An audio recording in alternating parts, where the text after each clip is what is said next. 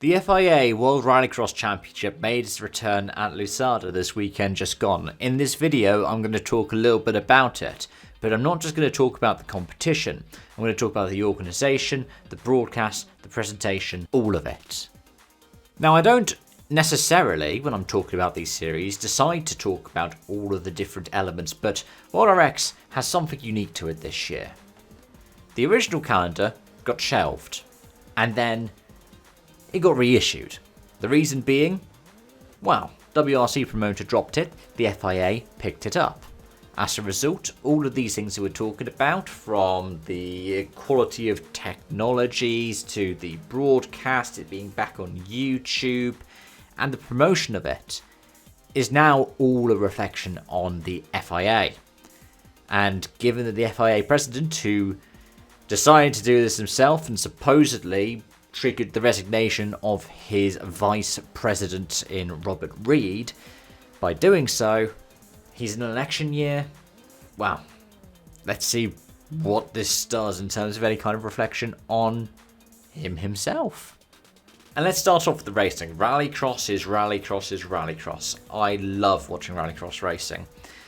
I don't necessarily like what they've done to Lusada, just because I enjoyed it as a rallying super special stage, but I assume it was one of those things that had to be done to be able to make it a venue for WorldRX. I do like the Montalegre venue, though it might be that it going across to the Rally X series meant there was some kind of weird exclusivity that meant it couldn't appear on the WorldRX calendar. But it would be a strange deal to have with really either provider. Either way, Lusada was a nice venue to have, and yeah, it produced some good action. We saw some opportunistic moves into the first corner, Patrick O'Donovan having a damaged rear right, wasn't it? Twice over the course of the weekend. But aside from that, some typical WorldRX hijinks. The Hansons getting into each other at one point right at the end of the final. Some struggles for Kristoffersson at the start of the season, but usually he ends up going through for the win. Nicholas Gronholm took the win here. He took quite a healthy points lead of the championship as a result. And yeah, it was entertaining to watch and provided good action. I'm not even really talking about the WorldRX 1 or WorldRX 3, which were equally entertaining. But then, coming into this weekend, we thought that WorldRX 1 and the WorldRX cars were going to be on the same track. And I think one of the things that we need to talk about is the EOT, the Equilibrium of Technologies, Quality of Technologies, basically WorldRX BOP.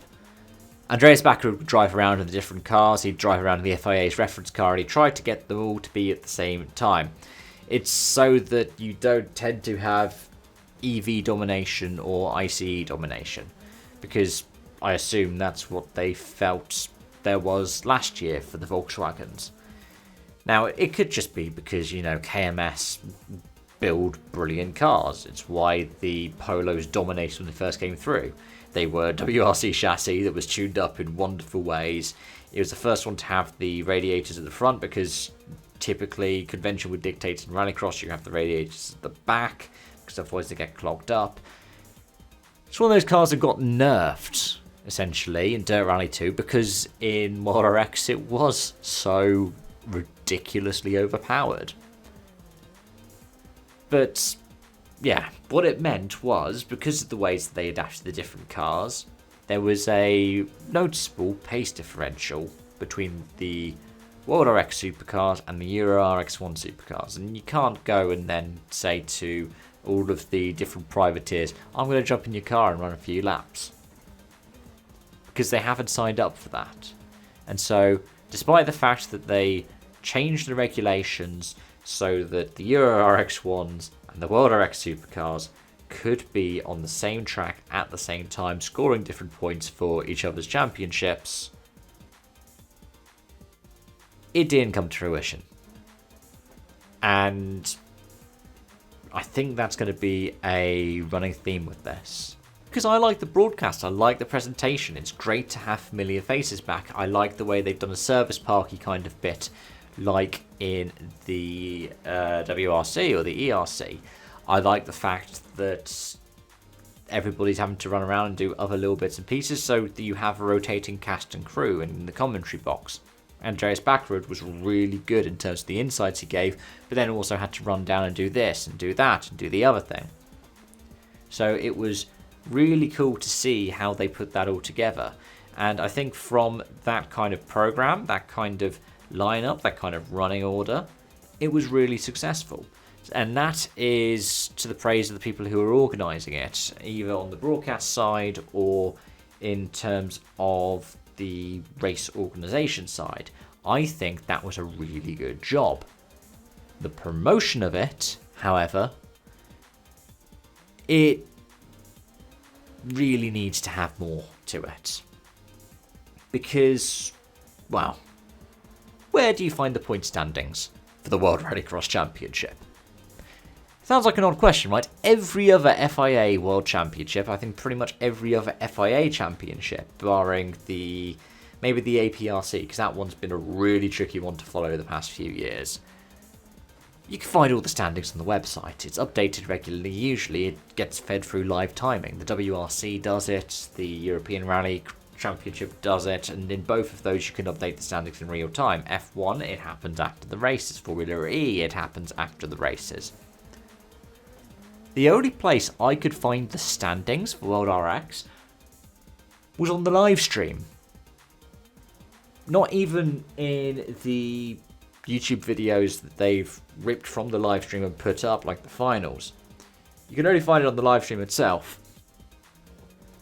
You can't find it on their Twitter, on their Instagram, I don't think, or their Facebook. You just find it on the YouTube page. So whilst it is cool to see the standings and go, okay, Niklas Gronholm on 28, Timmy Hansen on 21, Veiby on 17, Kristoffersen 16, Kevin Hansen 15, then Clara Hansen 13, Rudkinen 12, O'Donovan 11. They only have 8 cars on the screen, so I don't see Anthony Pelfrens. Wikipedia doesn't have it updated either. And that is an issue on the end of the promoters and the way that it's being promoted, which then comes in to being a reflection on the FIA. As like I said earlier in the video as well, the FIA is an election year. Mohammed Ben Sulayem is hot under the collar. We don't know who is actually going to try and throw their hat in the ring to challenge him for the presidency. Susie Wolff is rumoured, Carlos Sainz Sr. is rumoured. But what we do know is he's not popular, he's not particularly well liked. That's by a lot of drivers, it's by a lot of people involved in competition, it's by his, well, depending on how you read into it, his former vice president. I read Robert Reed's Substack, he is so insightful for a lot of the stuff that he does. He's also very clever in that he doesn't actually slate Mohammed Ben Sulayem, he slates the decisions that he's made. But they're both people from the world of rallying. It's highly unlikely they are going to try and challenge each other. And maybe it's because they're from the world of rallying that Ben Sulayem decided, actually, this world championship can't just go. I need to be able to bring it back. This is what I'm going to stake my presidency on. But there are just so many things that are, at best, suboptimal about this. And part of it is this problem with promotion, because I should be able to just go onto Wikipedia for an FIA World Championship and pull up the standings right away. If not, I should be able to go to the website. Until this weekend, if you went to the World Rallycross website, it would direct you to go to the FIA pages. Now, no, there's a news section. You can look at the news section, but there's no standings bit. There's a bit that says drivers and teams, but nothing for the standings. And that makes it even trickier, because I want to follow this stuff, I want to talk about this stuff, but I just can't. It's so annoying. Likewise, the fact that this is all really put together well. This is really well organised from the people on the ground, either in broadcast or I would assume in terms of the race organisers as well. But the EOT that they decided to bring in to make the field fairer meant that the changes they wanted to do to get more cars in the grids for the heat races could not happen. It is so strange. Because here we are with the World Championship, which I think has to be, what, minimum of 6 rounds, one outside of Europe. We have 6 rounds on the calendar. I was trying to say 6 rounds confirmed, but one of them isn't. We don't know what that final round is. It should be the non-European round. Is it going to go to South Africa? Is it going to go to China? Is it going to go to Australia? Could it be completely left field and end up in Abu Dhabi again? We don't know. And we kind of need to know this stuff, right? We kind of need to know how this is going to end up shaping out for the rest of the season. I don't know many people who are talking about WorldRX so passionately now. And that's a shame. It's a great series, and it's one that I've followed more or less every year since its inception. Since Peter Solberg won with his own team. And running cross is great. So I know that these things can be better. WorldRX has been better before. But how do you get it back to what it once was? How do you MWRXGA? I don't have the answer to this. I don't have many other thoughts to say on this. I was expecting most of my WorldRX stuff to be 5 minutes-ish because that's what it's been in previous years. This one, very clearly, is not.